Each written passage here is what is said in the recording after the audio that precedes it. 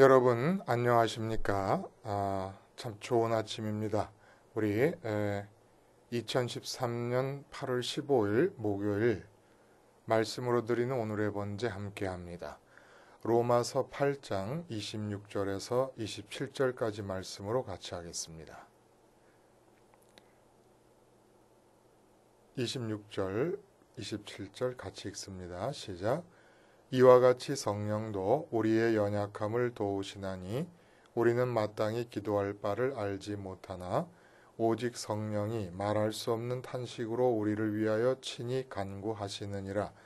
마음을 살피시는 이가 성령의 생각을 아시나니 이는 성령이 하나님의 뜻대로 성도를 위하여 간구하심이니라.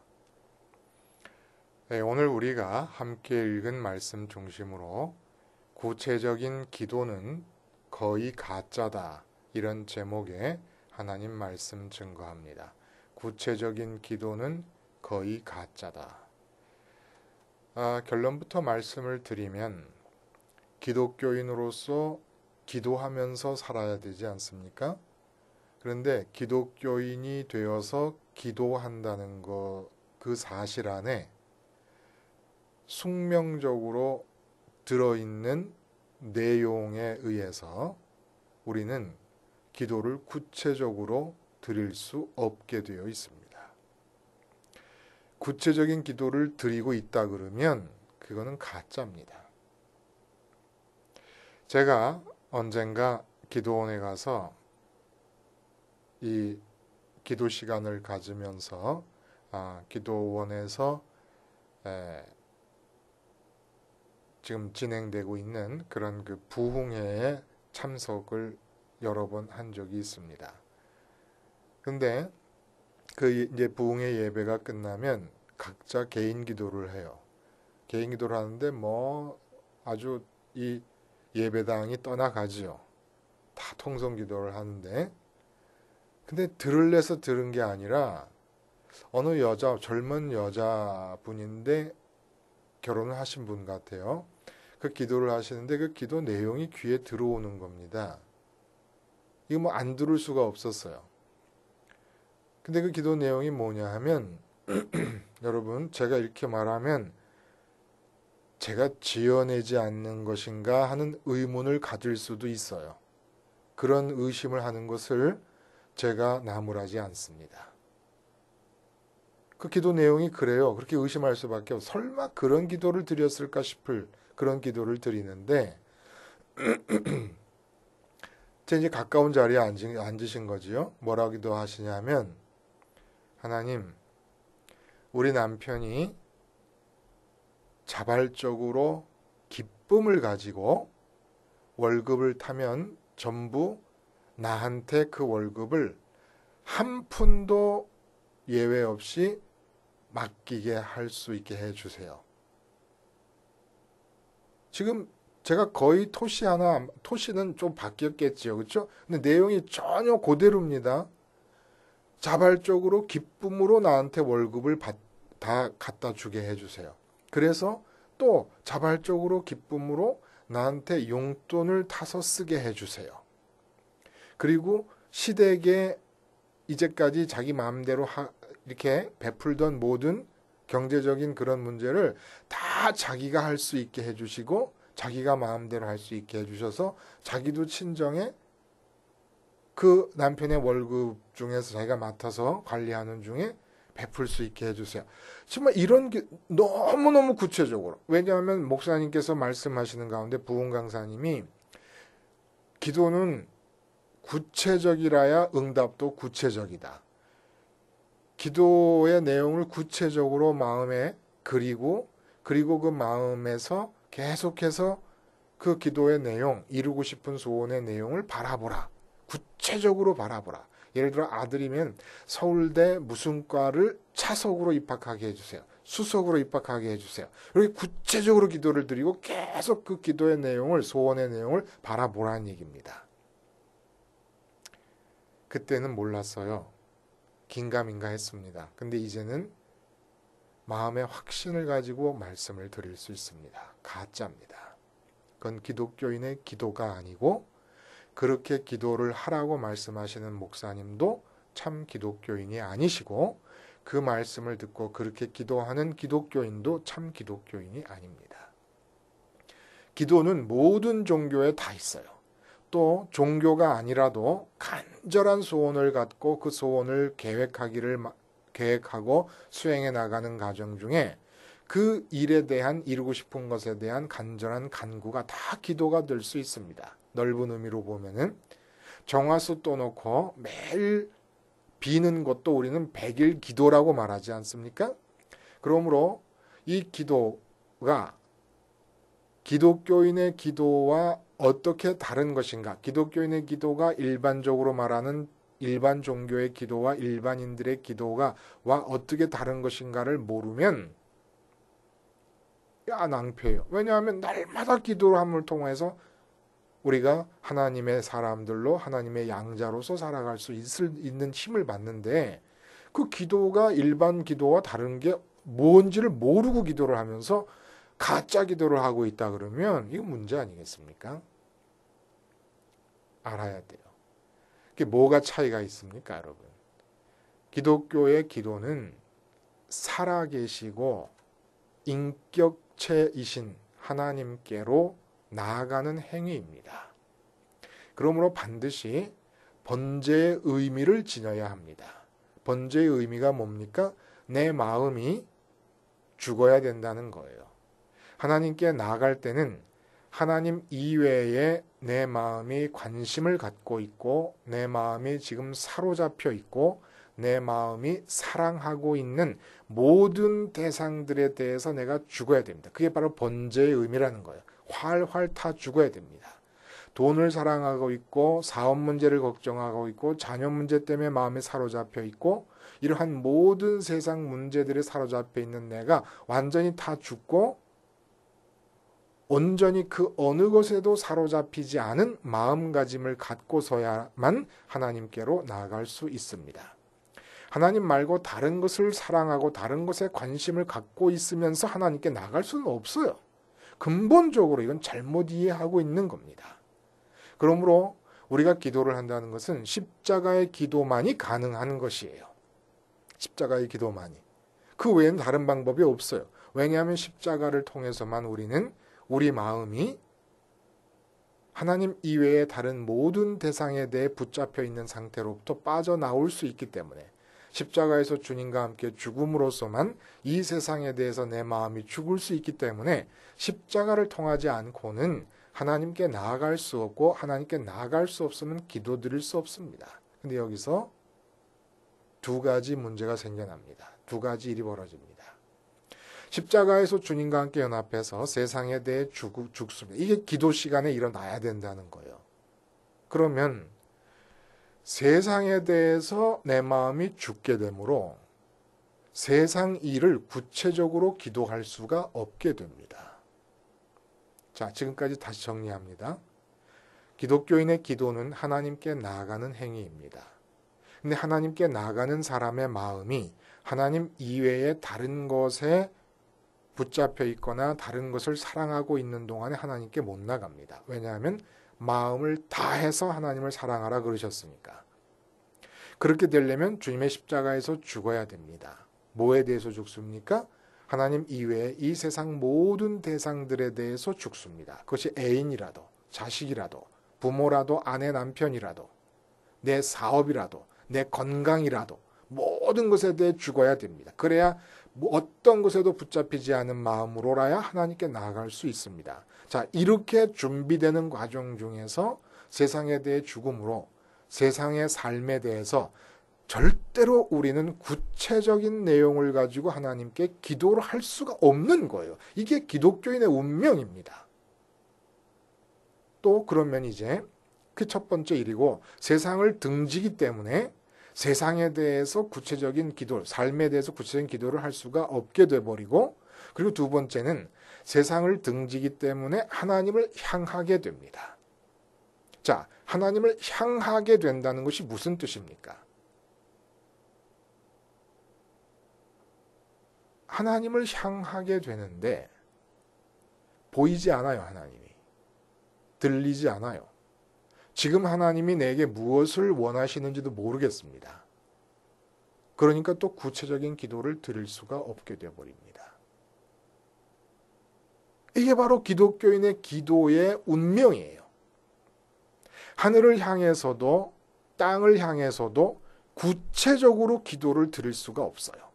왜냐하면 십자가에서 죽기 때문에. 또 십자가에서 죽음으로써 보이고 들리고 만져지고 얼마든지 구체적일 수 있는 삶에 대해서 죽음으로써 삶에 대해 구체적인 기도를 못 드림과 동시에 하늘을 향하게 되는데, 하늘을 향했을 때에 그 하늘은, 하늘에 계신 하나님 아버지는 세상과는 반대로 보이지도 않고 들리시지도 않고 만져지지도 않습니다. 그러니까 또 구체적으로 기도를 드릴 수가 없습니다.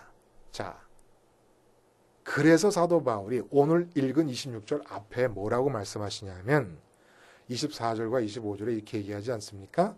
우리가 소망으로 구원을 얻었음에 보이는 소망이 소망이 아니니 보는 것을 누가 바라리요? 보는 것을 누가 바래? 이렇게 얘기해 버립니다. 그러니까 우리는 맨 기도가 보는 것을 바라는 기도였잖아요. 이제까지.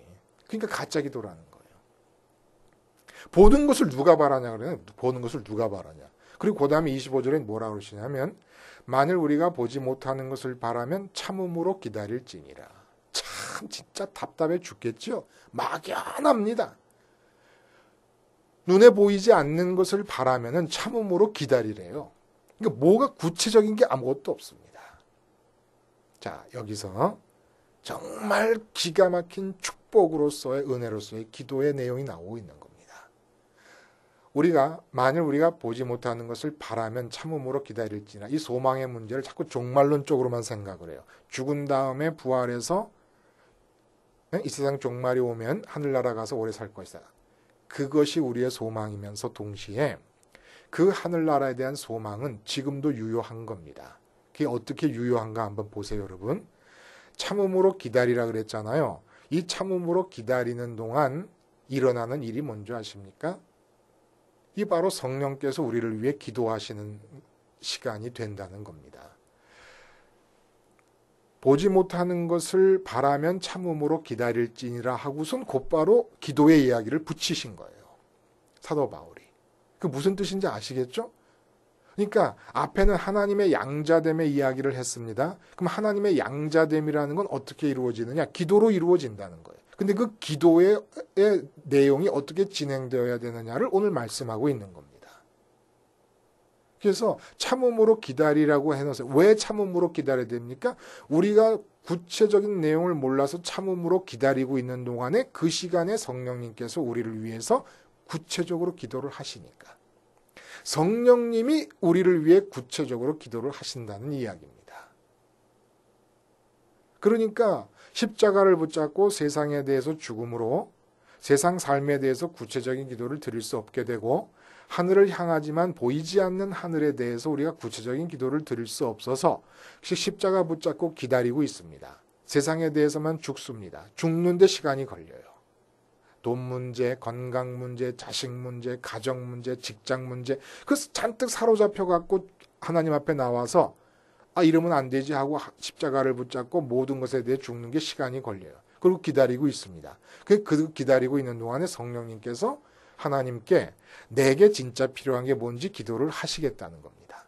자, 그러면 성령님의 기도를 통해서 우리에게 이루어지는 일이 뭘까요, 여러분? 도대체가.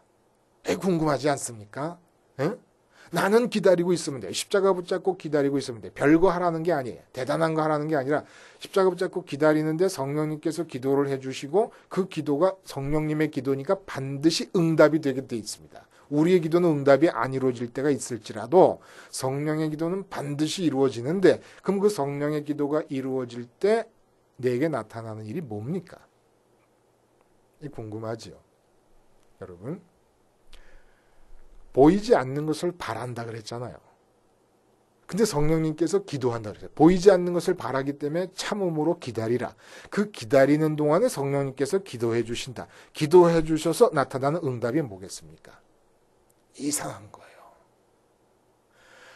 하늘나라가 보이지 않잖아요? 하나님이 보이지 않잖아요? 그런데 이 기도의 생활이 날마다 반복되면서 일어나는 일이 뭐냐 하면 그 보이지 않는 하나님이, 보이지 않는 천국이 보이는 내 집보다, 보이는 내 아내와 남편보다, 보이는 내 자식보다, 내 부모님보다 더 확실하게 현실로 느껴지기 시작한다는 겁니다. 그러니까 하나님이 보이지 않는 분이신데 성령님의 기도를 통해서 내 마음이 보이지도 않고 들리지도 않고 만져지지도 않는 하나님이 만져지는 어떤 것보다, 들려지는 어떤 것보다, 보이는 어떤 것보다도 더 확실한 현실로 내 마음속에 자리 잡아 가신다는 얘기입니다. 예를 들면 이러는 거예요. 다윗과 골리앗의 대치 상황이 사무엘상 17장에 나와 있습니다. 근데 우리는 이 본문 자체를 늘 다윗과 골리앗이라고 하는 대결 구도로 이 본문을 바라봅니다. 근데 제가 생각할 때는 이 주제가 다윗과 골리앗이 아니에요.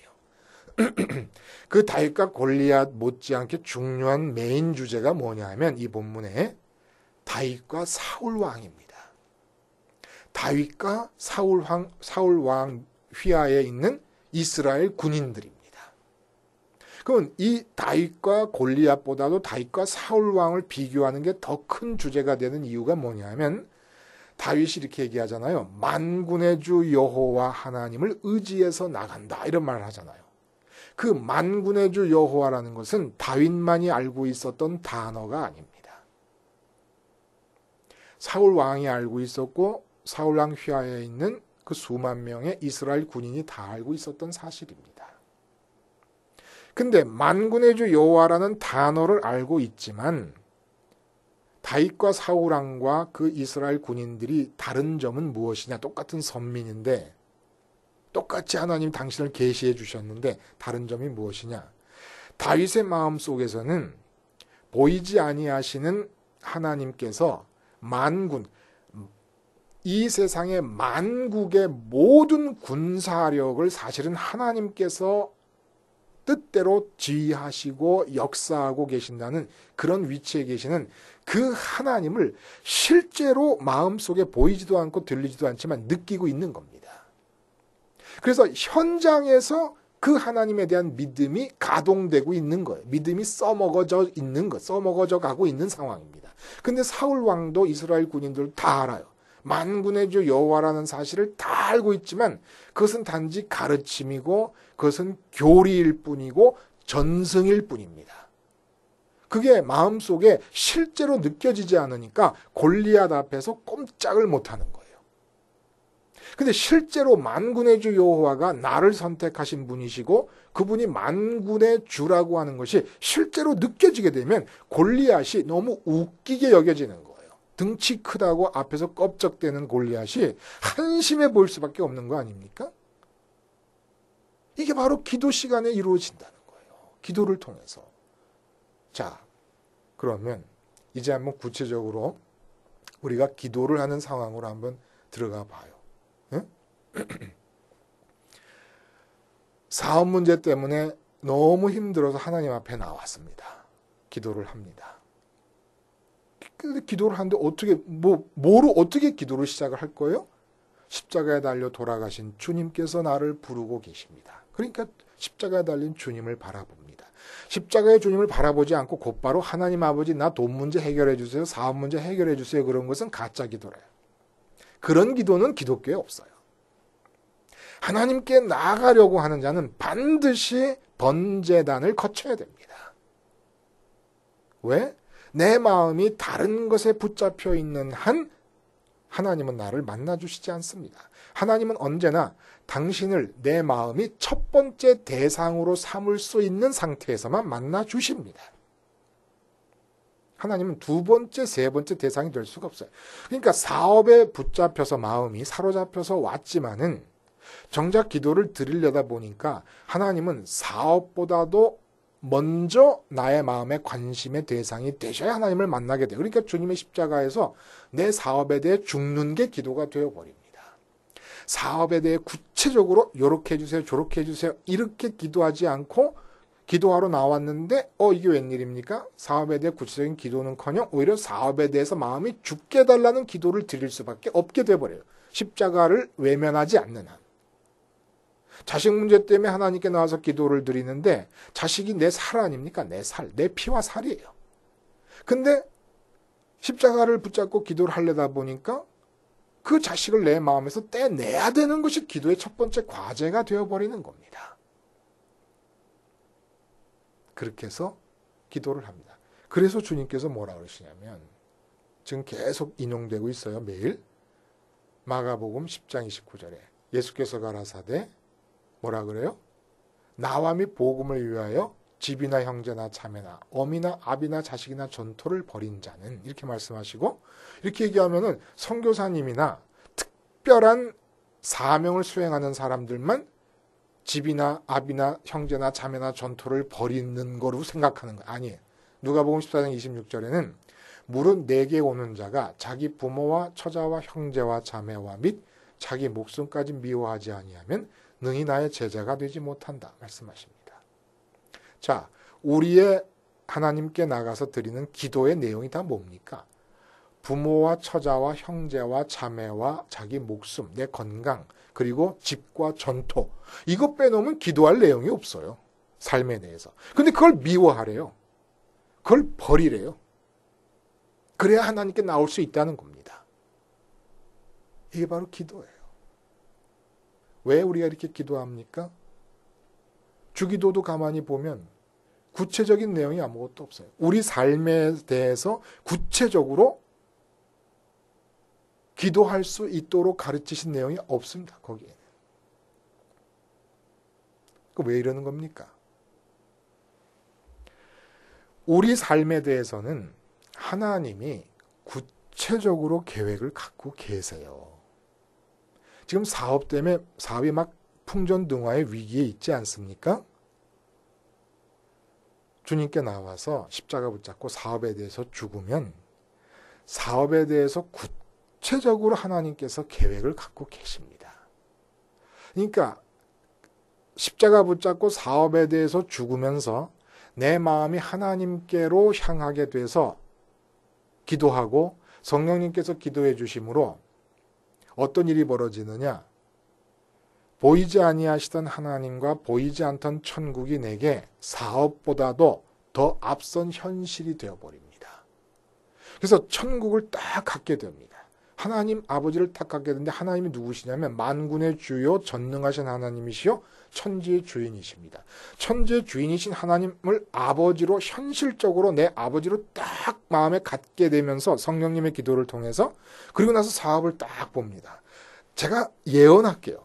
그렇게 기도가 제대로 이루어지고 나면 여러분 그렇게 전전긍긍하던 사업이 어떻게 보이냐면 망해도 감사, 흥해도 내 일이 아니다라는 것을 딱 알게 됩니다. 이 마음이 안 생기면 기도가 잘못된 거예요. 망해도 괜찮다는 느낌이 들어요. 적어도 기도가 끝난 그 순간이라도. 기도 끝나고 밖에 나가서 살다 보면 또다시 사로잡힐지라도 적어도 기도가 끝난 그 다음 순간에는 제대로 되어진 기도고 참음으로 기다림으로써 성령님께서 나를 위해 기도하시고 그 성령의 응답이 내게 주어진다 그러면 그 응답이 주어짐으로 보이지 않는 천국이 내 것이라는 것이 현실적으로 느껴지고 말로만 하던 하나님 아버지가 진짜 현실적으로 내 아버지가 됐을 때 사업은 망해도 흥해도 오직 하나님의 뜻대로만 이루어지면 최고라는 사실을 우리가 입으로 고백하게 됩니다. 망하더라도 하나님 뜻이면 오케이. 흥하더라도 하나님 뜻이면 내 거 아니야. 하나님께서 또 뜻이 있어서 흥하게 하시는 것이야. 딱 고백하게 됩니다. 이게 바로 기독교인의 기도라는 거예요. 기독교인의 기도는 뭡니까? 모든 구체성을 버리고 십자가 붙잡고 하늘을 향하고 기다리는 겁니다. 그러면 성령님께서 구체적으로 하나님께 기도를 드리심으로써 보이지 않고 만져지지 않는 천국과 하나님 아버지가 내 기업이 되고 내 몫이 되시고 내 안에 현실로 느껴지게 되면서 그 눈으로 이 세상을 바라볼 때 나는 자유로워집니다. 자식에 대해서도 사업에 대해서도 건강에 심지어 내일 죽어도 좋다는 생각이 들어요. 하나님 뜻이면 오직 아버지의 뜻만이 최고니까 내일 죽어도 상관없다는 생각이 듭니다. 이게 기도라는 거예요. 그러면 이 세상의 삶에 대해서 구체적인 계획을 갖고 계신 하나님께서 우리의 삶을 이끌어 가십니다. 그러니까 이 기도가 기가 막힌 기도 아닙니까, 여러분? 기가 막힌 기도예요. 이 기도로 오늘 하루를 성령님이 기도하시는 시간을 내드리고 성령님의 기도가 응답되어서 천국이 내 것이 되고 이 세상의 삶은 하나님의 구체적인 계획에 의해서 이끌어져 가는 하늘의 양자들의 삶이 되시기를 바랍니다. 기도하시겠습니다. 하나님 아버지, 이 삶에 대한 구체성을 다 십자가에서 못 박게 하시고 아버지의 사랑을 믿는 가운데 십자가 붙잡고 하늘을 향하여 기다림으로써 성령의 기도가 이루어지게 하시고 응답되게 하시고 하나님의 구체적인 계획이 이루어지게 하여 주시옵소서. 예수님의 이름으로 기도하옵나이다. 아멘.